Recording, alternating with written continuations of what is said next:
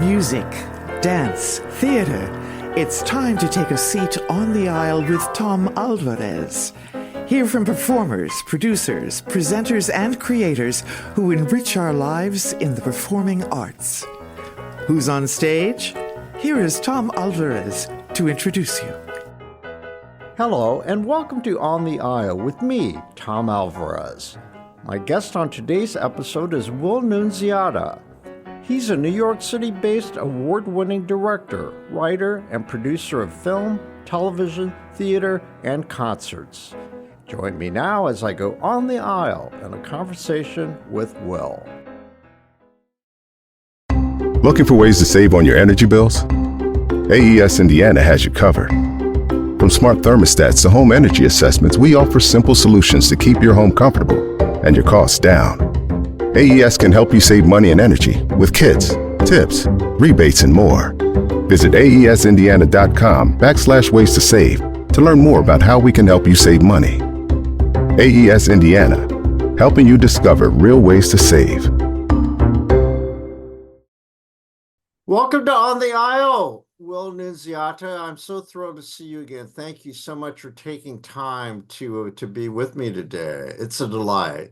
Oh, thank you so much, Tom, for asking me to be on with you. It's so great to see you. You know, we talked previously by email, communicate. I stayed in touch with your career, and I understand that you're on your way to London. Yes. You're going to be directing 3 shows there. So let's start out by your telling me about these great opportunities that have come your way. Yeah, absolutely, Tom. Well, first and foremost, thank you so much for having me. And yeah, I'll be directing 3 different shows at 3 different amazing venues in London. First up, I have Figaro, an original musical. That'll be at the London Palladium, February 3rd and 4th. And for that show, I'm the co-book writer, co-creator, and the director. And then coming up after that, right after that, I'll be directing White Rose, the musical, in which I am the director, and that'll be at the Marylebone Theatre. The Marylebone Theatre is a beautiful premiere theater in the UK, and the run of that show will be February 27th through April 13th. And then I have the beautiful opportunity to direct Fagala, a new play at the amazing King's Head Theatre, and that run will be around the first week of May till the very end of May. Do you have a previous history with producing and mounting shows in England, in London? You know, I don't, but I'm really grateful, Tom. Ever since I was really young, London has always been such a big North Star for me in terms of working in the theater there. I think that the theater there is so rich in history and, you know, different from New York and Broadway. I feel like West End theater has more of they seem to have more of a capacity to take risks with more really how do I say this, with maybe less commercial like entities. And whereas, you know, you might see the type of theater on the West End that you might find in New York, maybe more off Broadway. I just think that they take a little bit more risks and bigger swings with all different types of art. But nonetheless, I am born and bred in New York, so there's nothing against Broadway. I love it. And I hope, knock on wood, in the near future that dream will come true. But, you know, Tom, I'm just so grateful that. Well, of course, you know, there's always been that unique relationship between us and England in general. You know, we speak the same language. We share many of the same traditions. We used to be a part of them. And, you know, they love the American theater. And as you know, directors love to work in New York and vice versa. So, you know, this seems like a natural progression for, you know, theater or creatives like you to want to go back and forth. And they love American voices. So let's start with Figaro. Tell me about Figaro. Yeah, sure. Well, Figaro, an original musical, is a musical that I created with the amazing Ashley Jana over the pandemic. And it's an original show, not based on anything. Nothing actually in terms of, you know, the opera or. That's what I was just going to ask. I mean, that would come immediately, right? But it has nothing to do with that. Okay. Nothing to do with it. Nothing to do with it. It's really a beautiful show that Ashley has written a gorgeous score and lyrics to. We co-wrote the book, co-created it together, and I'm just so grateful that the cast that we have for this first step in the journey is filled with West End icons. And I'm so grateful that Who each are some of them, and tell us about them? Who are a few? Sure. So John Robbins, who plays Figaro, is, I mean, he's like West End's top leading man. He's played Phantom in Phantom of the Opera. He was Jean Valjean in Les Mis. He was, my God, he just played King George in Hamilton. He's the best of the best. And the fact that he's originating this role on the West End stage is a dream. Also, Amy Atkinson, who is one of the original Queens and Six on the West End. She was the lead in Pretty Woman on the West End. Ava Brennan, who just was one of the longest running Nalas in The Lion King. She was one of the leads in Hamilton. She played Fantine in Les Mis. We have Keon Eagle Service. Keon is playing Oliver in Oliver on the West End. And he is taking a little bit of time off to be with us as the young boy. The young girl, Sophia Goodman, just played Matilda in Matilda on the West End. I don't want to leave anyone out. Wow. We have gorgeous Kaylee Capaldi, who's actually coming over from the States. She played the role of Sienna, the lead role on the album. And Kaylee has such a beautiful history with London. Kaylee is a dual citizen, and her mother is Lee Zimmerman, an Olivier Award winner. And I really want to tell this story, Tom. Kaylee grew up in the dressing room of her mother, Lee Zimmerman, about 12 years ago when her mother, Lee, gave an Olivier Award-winning performance as Sheila in the revival, the West End revival of A Chorus Line at the London Palladium. And Kaylee will be in the exact same dressing room that she grew up in, that her mother had. And and finally, we have amazing Maggie Salamini, who's also coming from the States, who's a member of the ensemble. And then Daniel Brocklebank plays Antonio, Sienna's father, and he's a huge TV star there. He's one of the stars of Coronation Street, one of the big shows there. But he comes from the stage, and so he's making his big stage return. So again, Tom, Star-studded. I never want to leave anyone out, but I'm just so grateful that the cast is just the best of the best. Well, as a director, that's a plum. That's a plum. You've got these wonderful actors to work with, and I'm sure you're always about growth, I know, and to be able to have the opportunity to do this collaboration, wow. Yeah, I mean, look at casting for me is probably the most important thing I can do as a director, right? And because it is such a collaborative art form, as you know, to be able to cast not only great actors, but also great humans. I'm thrilled that for Figaro, an original musical, the first time people are going to be seeing this fully staged version are going to be with some of the best talent London has to offer. And tell me again about your partner in this collaboration. So the co-creator, my co-librettist, and the composer and lyricist is Ashley Jana. She's an award-winning, I mean, she's a creative force. She's not just one thing, because for this show, amongst the titles that I just mentioned, she's also the show's orchestrator, the arranger.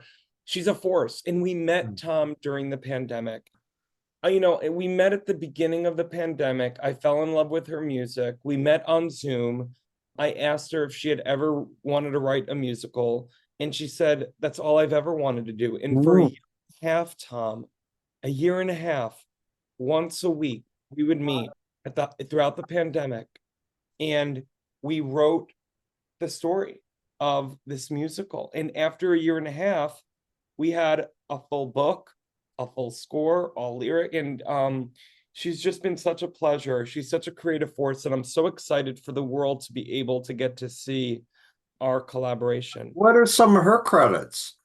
Oh my gosh, she's done a lot in the pop world. She's written songs for television shows, for radio, for commercials, but this is her first big foray Mm. into the musical How theater. old is she, if I may ask? Oh, I don't want to give age away, but she's Well, age young. range. Is She's she? young. And this is just the beginning for her. I'm so thrilled. I'm so thrilled for her. Yeah, well, I love to promote young artists, so that's why I asked. She's like freshly and fresh voice, right? Well, she's a fresh voice within the theater, but she's been around. I mean, Yeah, she's okay. been writing since she was Yeah. very young, pop songs. And so, Gotcha. Educate me about this process. So is it a tryout that you're doing there? so it's It's a very, limited run. What tell me the status? yeah, it's very interesting. They have a new formula there that they've been trying out there since the pandemic, where basically for a lot of these new shows, normally the process would be in this step of the developmental process. It's like, you would do maybe a workshop and invite potential investors and producers to a rehearsal room. But this is such a like swing big moment that even though it's a new show still in development, that we were given the opportunity through the invite to do a fully staged version of this show for a paying audience. And also, obviously, we're going to invite potential producers and investors for the commercial run, which will be happening, the big commercial run. News on that soon. But in terms of this run, we have such a beautiful team of co-producers and investors who believe in the show already and are able to, come to London and be on this journey with us for this first step. That's part of your role in Ashes as well, or how does that work? How did you attract these investors? Well, for every project, I like to say that each show is kind of like its own quote unquote assignment. So for the Figaro assignment, because we were so fortunate to have a world premiere cast recording of the show already, we already Oh, had, yeah, we already had a proof of concept of it. So through presentations of the music in a recording studio in New York with an initial version of the script, we did 3 different presentations of the show, almost like listening parties of wow. show fully read out with the stage directions. And that was a really cool, innovative way I'll that say, was that did you was that all online? How did you work that? it was in New York City. So we went to the same recording studio that we had recorded the initial album. And basically, those people, though, that weren't able to come to New York City, we were able to send pitch decks and the album and also the libretto to them to kind of read and listen to on their own time. Oh, that's wonderful. And when did all that occur? I would say beginning about a year ago. Okay, okay. And what are your hopes for this musical? It's full commercial run. Hopefully later in 2025, early 2026 on the West End. Whether it's we go from the West End to Broadway or West End, maybe we do a UK tour, then to Broadway. What I'm really excited though, Tom, is that the people that we're speaking with already about the next steps is I love that we're bringing onto the team people that really believe in the brand of the show and the Mhm. universality of it. Already Ashley's music has been compared to a combination of, Andrew Lloyd Webber meets Moulin Rouge.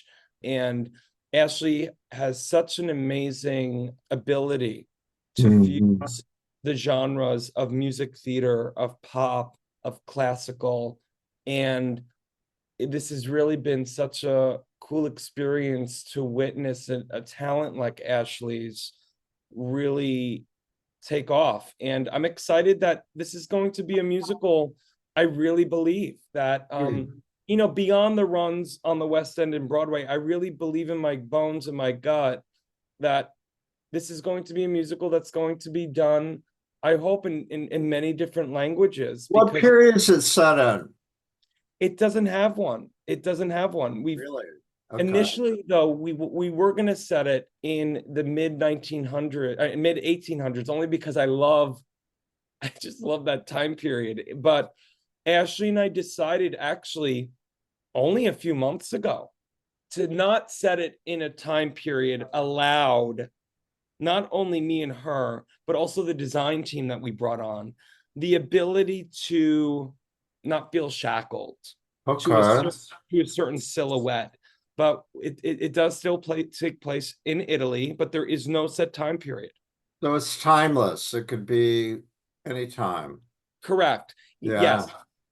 And how would you describe the music? Well, like I mentioned, it's a pop fusion. I would say that it's like a dichotomy of light and dark. It's a dichotomy of lush and pop. It's a dichotomy of things that you could listen to on the radio that are like, So it sounds pop pretty, hits, sounds but pretty universal. For any taste, it will resonate. it really, Tom, I think you bring up a really beautiful word there that I want to repeat. I feel that Ashley's music is universal. And that's why I keep mentioning, the idea of this show being done in different languages. The investors and producers that have already come on board, some of the main reasons that they said they're on board is because of the commercial viability internationally, that just with the music alone, let alone the story and the lyrics and the book, but that the music alone lends itself to an audience that loves theater, but also Yeah. maybe audience members Yeah. who usually aren't theater goers, but they're like, they hear these songs and they're like, oh my God, they sound like radio hits. Do you know what I mean? Yeah. Yeah. Well, that's not a new trend, obviously, because that's how you develop new audiences. You got to bring people in who've never heard musical theater and kind of, stereotype it as being, the old stuff. But anyway, so who's on the design team? Who's doing your costumes? Who is your choreographer? So basically, for Figaro, an original musical, it's an all UK based design team, all of whom I can't wait to finally meet in person. We've been Zooming for, my God, months now, but on set we have the amazing Justin Williams. On costumes, we have Sophia Pardon. On lights, we have Alex Musgrave. We have Joe Goodwin, our incredible choreographer. Mhm. Our musical director, Caitlin Morgan. Oh my gosh, I know I'm missing some people, but these are all West End's best designers, and I am beyond grateful, Tom. Well, you've really piqued my interest, and for myself and for all my listeners, thanks to Google and myself included, I'm going to Google some of those folks and take a look at their work. Yeah, they're incredible, and people can take a listen to the world premiere cast recording with. And we want to remind everybody that you have a website, so let's mention that right off the get-go for more Yeah, sure. information. Yeah, what's your website address? So it's figaromusical.com. So for the Mhm. show, figaromusical.com, they have all the ticket information and how people can get tickets to the London Palladium there.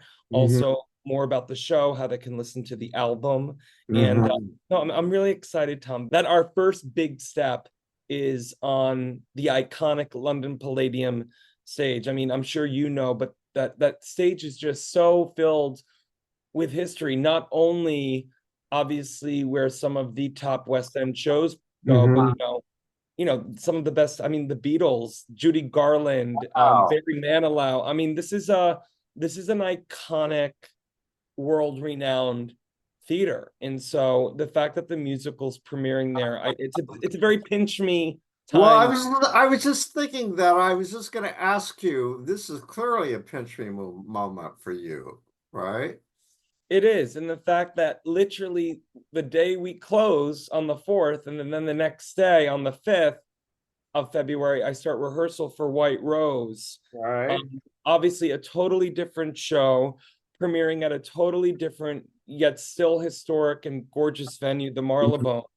I couldn't be more grateful because at the end of the day, Tom, as an artist, I want to continue in both the theater space and as well as obviously the television and film space, in the opera space, as a creator, a writer, and a director, is to create and put out stories that entertain and inspire.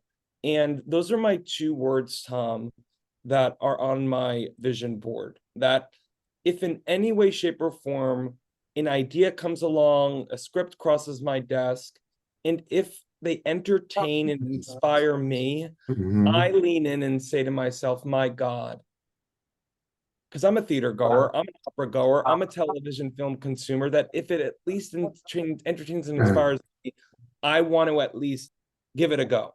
So how would you rate your instinct from 1 to 10? Oh God, Tom. Well, I don't want to I don't want to rate my instinct, but I would say that I'm grateful that so far, knock on wood, so far when I have gone with my gut, I haven't been disappointed. And I'm also very lucky that I've been able to cultivate thus far in my directing and writing career teams of not only talented people, there's a lot of talented people out there, Tom, but more than anything, kind human beings of the planet. That's the most important. I know that when we've talked previously, that's a linchpin for you, the kindness, that attitude of treating people with kindness. Includes everybody on the team, right? Not only your colleagues, but the crew and all the people who work in the theater and everybody, right? Always look at Tom in any room I'm in, whether I'm on a film set, a theater rehearsal space, a writing room. I come to the table with 3 words that I remind everyone, whoever you are on the call sheet: best idea wins. I love being in tech rehearsal, for example, Tom, in a theater space, and I love asking the usher, "What do you think of that moment?" Or I love asking the person that works refreshment, "Is that reading right to you from the back of the room?" Like, I love involving everyone because we are all worthy of giving their thoughts. And of course, as the director, it's up to me to make the decision, but that's a given. I don't like to. For me, it's simple. As the director, you set the tone. You are the role model and you create the so-called culture. Do you not agree? You're absolutely right. I do set the terms. I don't think about it as much as It's going to be chill. It's going to be cooperative. You don't have to have tension or anxiety when you show up because the director's a tyrant, or yeah, my way or the highway kind of guy or yeah, woman. I don't believe in that. I don't believe in that type of work. I feel like show business is hard enough that Sure. when you actually get to do the thing, it should be as fun and playful Yeah. as You're not a possible. micromanager and you don't do line readings. I don't believe in line readings. I don't. I know.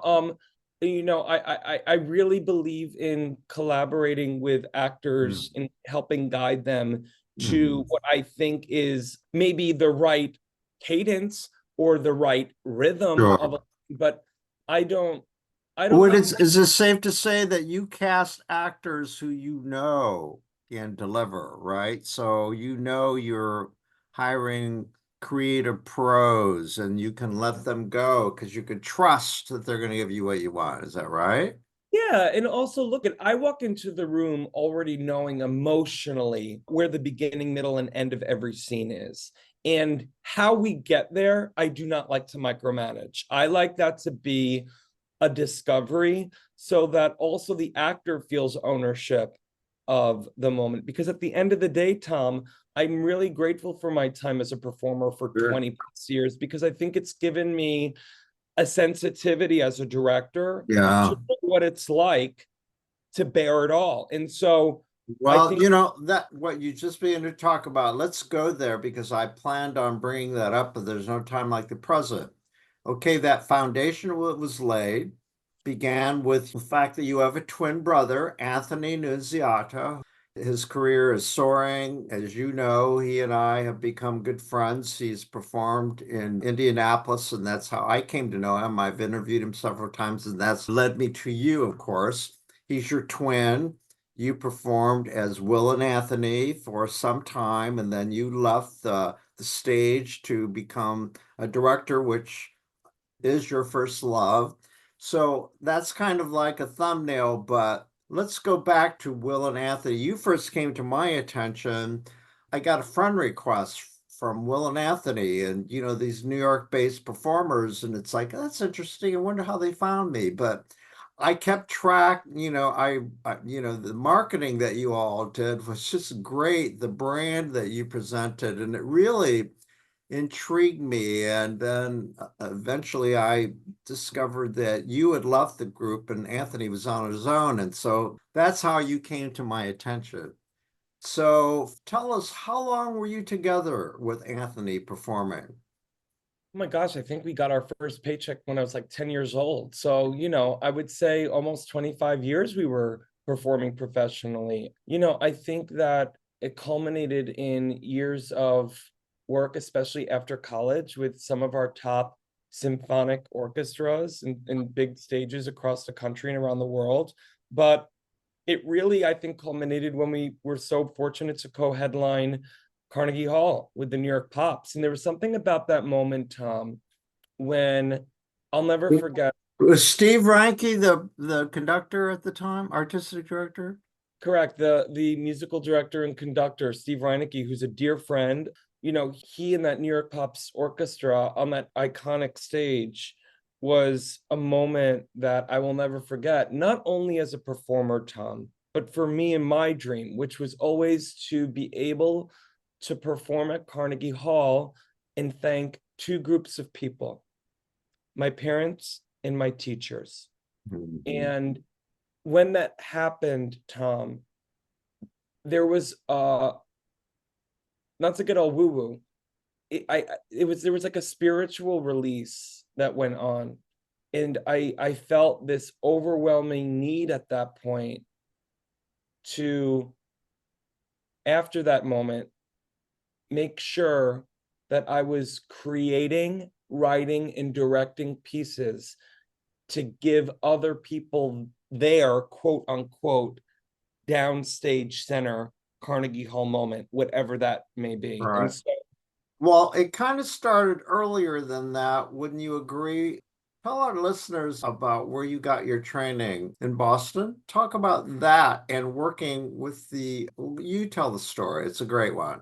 well, Boston College. I went to Boston College, and it's a liberal arts school, but I did major in theater.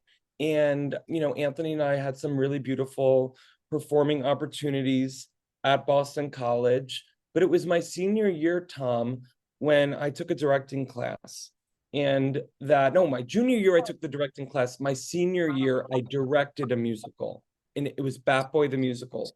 And Bat Boy, oh my God, I love that musical. isn't it such a great show? And Yes. and I'll never forget, Tom, the first day of rehearsal of Bat Boy. I was overwhelmed with emotion, and it reminded me of all of the feelings I used to get as a little kid watching shows on Broadway. And I realized in that moment that, oh my God, this is where I'm really meant to truly, I think, be able to use all of my talents. And granted, shortly after graduation, the first real job I had, granted unpaid, but believe me, I didn't have to get paid for this amazing opportunity.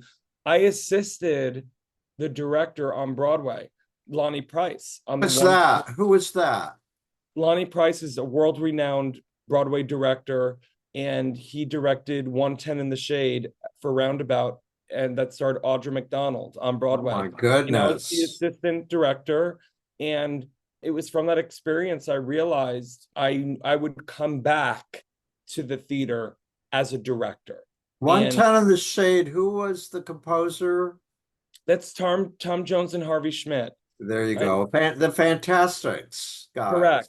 Yeah. Correct. Okay. It starred Audra McDonald at Studio 54 Oh my goodness. on Broadway. That was my first experience out of college. And, I learned so much from Lonnie in that experience. I also learned I wasn't a very good assistant because I think in my head I had too many ideas. So I think there was a part of me that felt like, some people like they can go the whole assistant director and associate director route, but I knew in my gut, Tom, I needed to continue to perform and Yeah. come back a director. What did you take from performing with Anthony that was most useful to your present career as a director? What are some of the things that you learned that you've been able to apply directly? I think, well, first and foremost, I think I know what it's like I know what it takes to get to the stage. I know what the constant inner negotiation and battles and conflicts and fears and wants and needs are as a performer. So I think as a director, first and foremost, I come with a deep love, care, and sensitivity for the performer. Beyond that, I really did take it upon myself, Tom, in those performing years in my 20s and early 30s, that any venue I ever performed at, I was always asking so many questions to the sound guy, the lighting guy, the set people, the front of house. You were a sponge. That's right, Tom. You know what I would, and it really was only after the fact, Tom, that I realized I was that I was almost adding tools to my directing tool belt without even knowing it. Sure. So I would say that was another thing that I'm so grateful. And I bet all of those people who you ask questions of, I bet you they loved you because in my experience, it's all the approach. There's certain type of professionals who love to share and mentor to younger performers. There are some who are very impatient with that kind of thing. But in my experience, I think, the best are those, and you probably really charmed them. Well, I don't have a big enough ego to know if I charm them or not, but Well, to some extent, I think you probably did because of your enthusiasm is infectious. Aw, thank you. I just don't know how to be any other way, Tom. I think for so long, I feel like I wasn't able to be my fullest, most authentic self. And again, I'm not downplaying my beautiful time performing, but I think, and this, I think in anyone out there that when they finally get to enter their bliss, Yeah. that you feel like you're full self. So I feel like now more than ever, I feel like I owe it to myself. I owe it to my collaborators. I owe it to the world that I'm putting the art out into, that I never be anything but my fully unapologetic, authentic. And that says to me that you seek to be authentic. Who taught you to be authentic? This might sound egotistical, but I think myself. I think I had to go through a lot of personal demons and growth and mistakes to get to a place full acceptance of my both personal and professional dreams. What you're saying is so consistent over the years of all the people who I've covered who have really successful. They all say the same thing about authenticity and about how it's important to put away the measuring stick and just not compare yourself to be other. Don't be anybody but who you are. Be yourself. They all say that. It's a consistent thing. I love that. I think you bring I'm gonna quote the late great Judy Garland. One of the things when I'm asked sometimes by students when I do master classes, which is probably one of my most favorite things that I get to do. I now do them via Zoom right now with London students. I just did one, my God, 2 days ago with are these directing acting master classes? Wow. I love doing them, Tom. And now with the power of Zoom, I get to do it. But one of the main things that I do that I say to actors in terms of when they say, what advice would you give to actors, when they come into an audition? And I always quote the late, great Judy Garland, who said, it's best to be a first-rate version of yourself and not Yes, a second-rate version of someone else. exactly. Exactly. And isn't that a great feeling, though, when you come to wholeness, self-actualization, they call it in therapies. I think if you're an artist, it's so important to be able to try to be original, not to be derivative.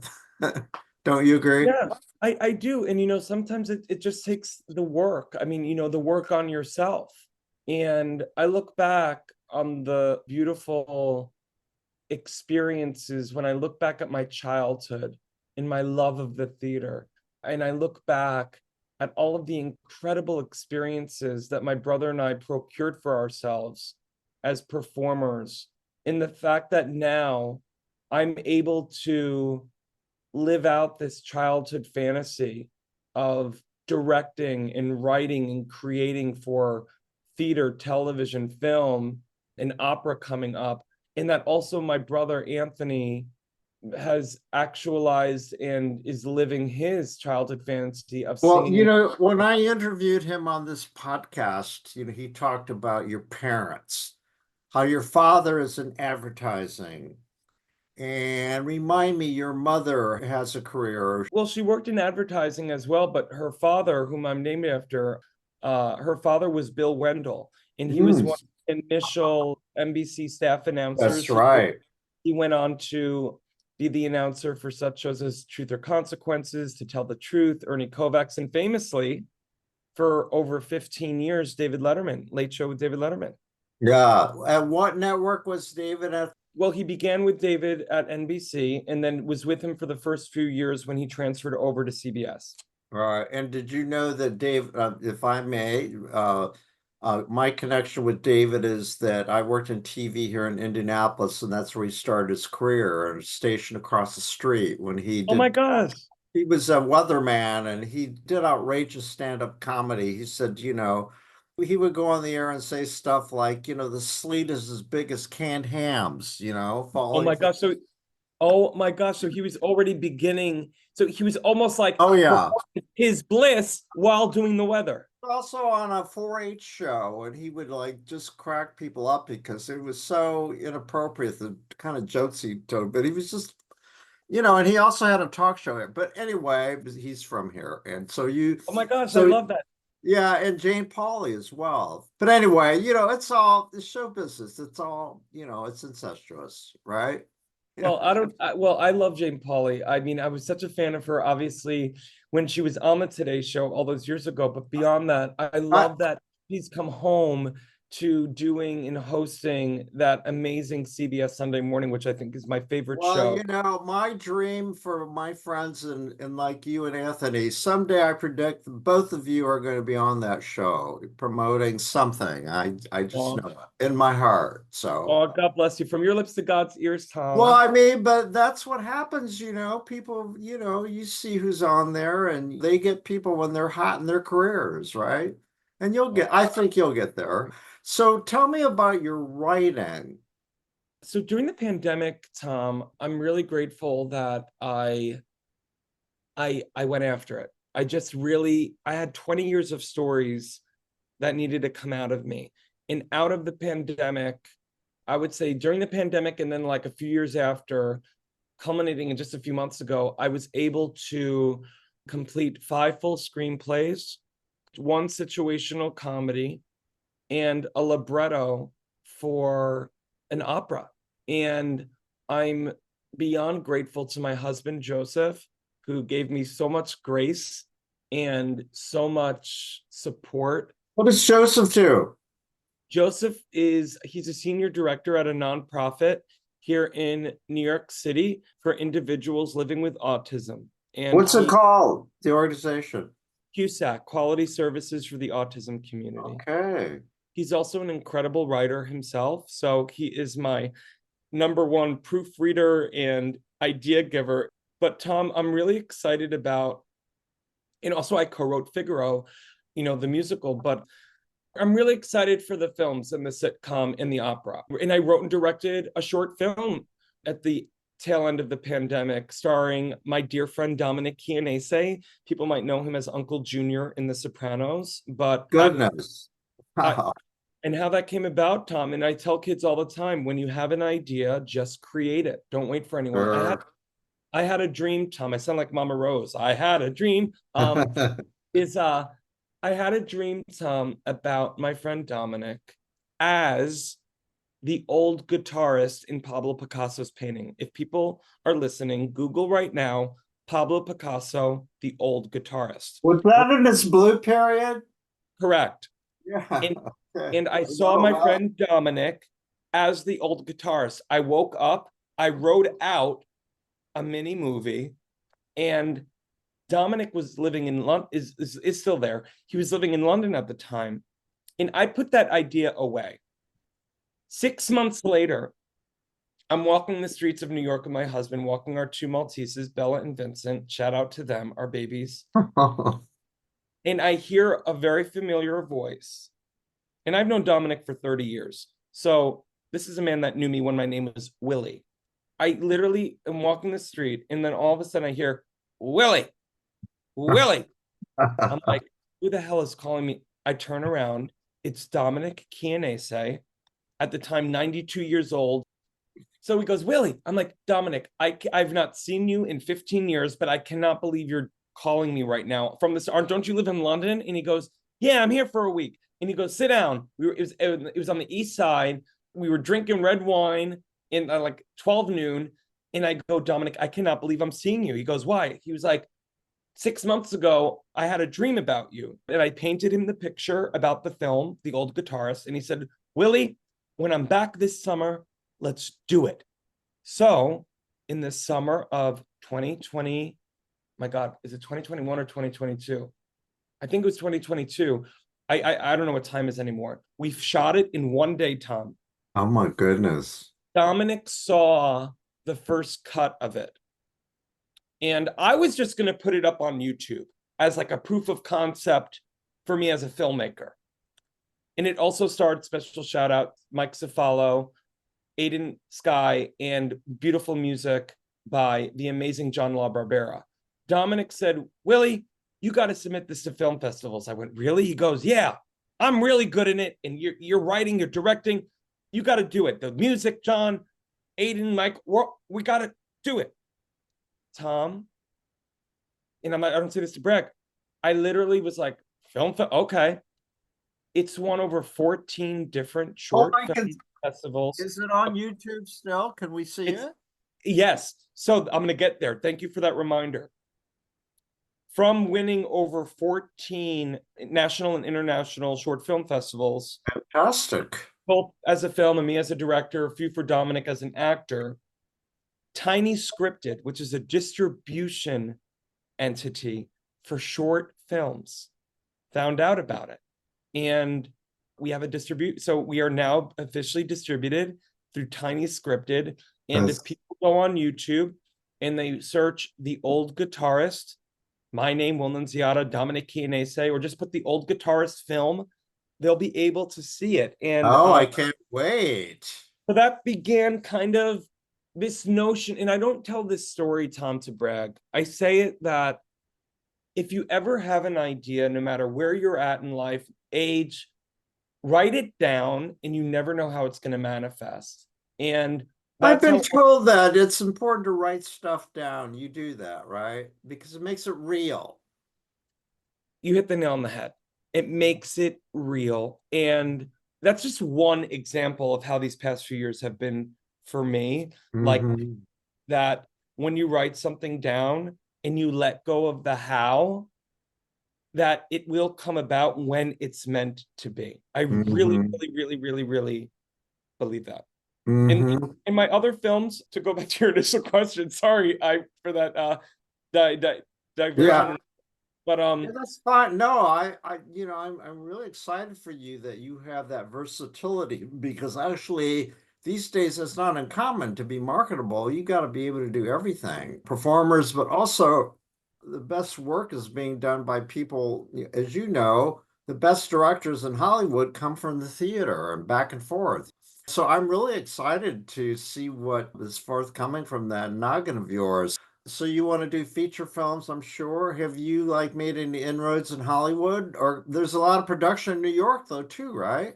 Yeah, there is. Look at, I'm so grateful that I have 5 fully completed screenplays.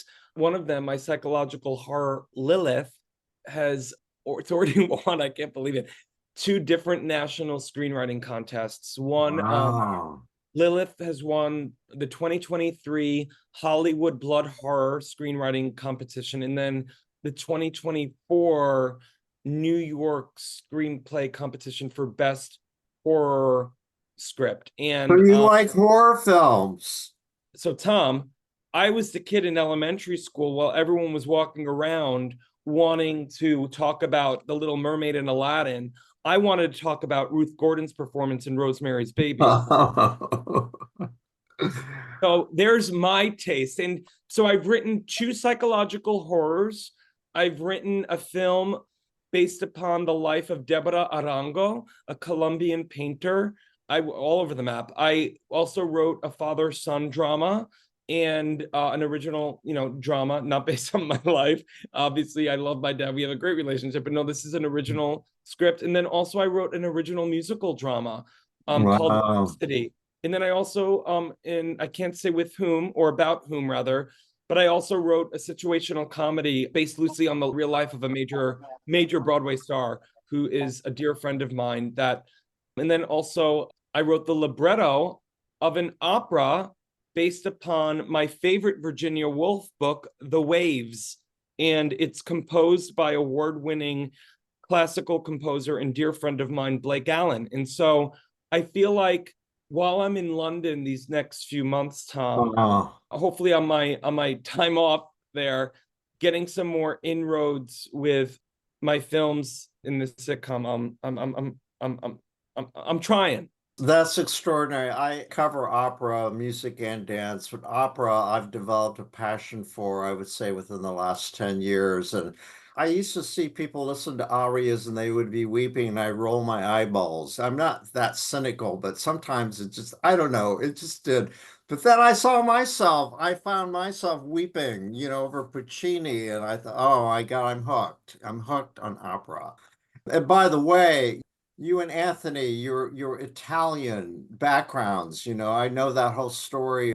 It's in Anthony's act. He does these Italian romantic arias, and he talks about how your grandmother would sit on your couch covered with plastic, and she would sing you the songs that her father taught her, the Oh, Neapolitan. Sole Mio. Yeah. Yeah. And so, you very much have that passion, and it really is infectious.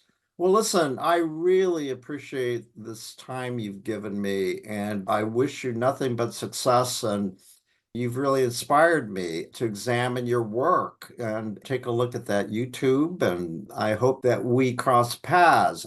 I hope to make it to New York soon, and I hope you're back from London in May. Do you know if you'll be around? In May, yeah, I'll be back in the mid May. But before we end, Tom, I really want to thank you because you've always been such a big supporter of mine. Obviously, you're close friends with my brother, but beyond that, thank you so much for being not only an incredible artist and creative yourself, but you provide such a beautiful, safe space for artists. And it's something that we need now more than ever. And so I just wanted to really thank you. It's my great pleasure. I'm the lucky one here. So I wish you great success in London, and I can't wait to read the great reviews. I wish I were there so that I could review it myself. But who knows? I may. I'm planning on going to London, but unfortunately, probably not until the summer. But anyway, maybe you'll have your fully produced commercial run. Who knows? Good. That'll be it, Tom. Let's manifest that. Okay, I'll write it down. Write it, Tom, write it down. And it'll only happen, Tom, if you write it down. So this commercial run for Figure Original Musical is going to be really if you write it down or not. What's that saying, from God's ears to your From mouth? your lips to God's ears. From your lips to God's ears. Well, thank you very much, and I will see you on the stage at some point, or your work, okay? Thank you, Tom. Thank you so much for your time today. Thanks. Our thanks go out to our media sponsor, Urban Times. Urban Times is a monthly news magazine which serves as the official neighborhood newsletter for 16 Indianapolis neighborhoods, offering news about development, arts and entertainment, and from the business community. Who will take center stage on the podcast next? Your seat on the aisle with Tom Alvarez awaits. Follow Tom on Facebook, Instagram, Twitter, and TikTok, and make sure to visit tomalvarez.studio. Watch Tom every other Thursday on Lifestyle Live on Wish TV, and make sure to listen every week here on the All Indiana Podcast Network.